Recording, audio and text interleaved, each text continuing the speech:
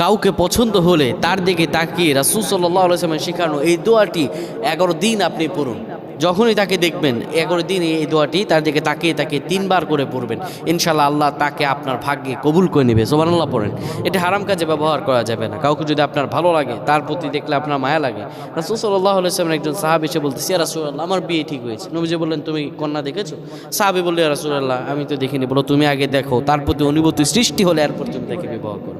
আমাদের অনেকে পছন্দ হয়, যদি পছন্দ হয় হালাল উপায়ে, কোনো হারাম রিলেশনে যাওয়ানো যাবে না। হালাল উপায়ে তার দিকে তাকিয়ে 11 দিন এই দোয়াটি 3 বার করে পাঠ করবেন, ইনশাআল্লাহ আল্লাহ আপনার নসিবে তাকে রেখে দিবে। যখনই তার সঙ্গে দেখা হবে বা তার দিকে তাকানো হবে কিংবা তাকে অনুভব করে হবে, আপনি 3 বার এই দোয়াটি পড়বেন। দোয়াটি হলো আলহামদুলিল্লাহিল্লাযী বিনি'মাতি তাতিম্মুস সালিহাত, আলহামদুলিল্লাহিল্লাযী বিনি'মাতি তাতিম্মুস সালিহাত।